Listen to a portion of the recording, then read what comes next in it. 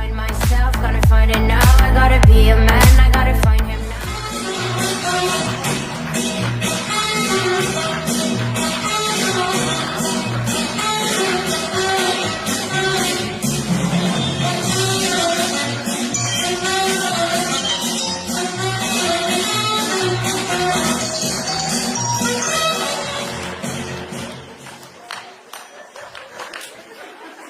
Ne senin teledebat kaçaklan? Niye? Teledebat kaçaklan. Erkek olsun geldin ha? Banta. Amir Bantay. Ulan. Niye? Ağırmayan süre. Ne var? Ne kim bu öyle? Kalkın uşaklı zaman mı var?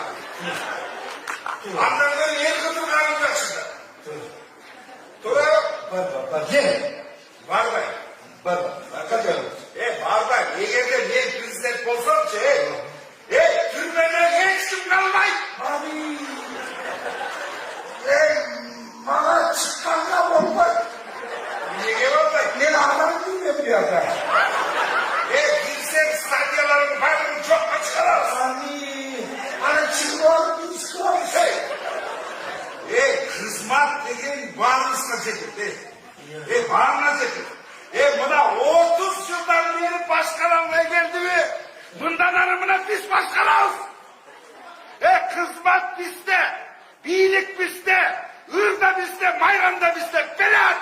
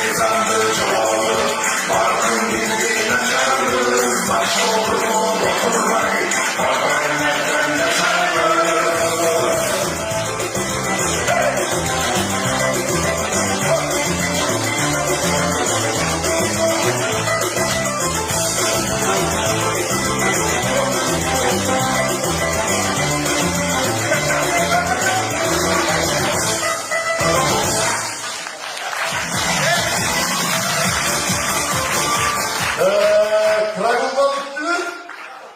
Hayal kalmaya girdiler. Gittiler. Abi biz amnisyaya çıkan yok muyuz lan?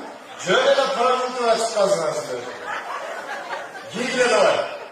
Hırdadılar, zırgadılar. Kana boy boy kalkara. Şaka marş.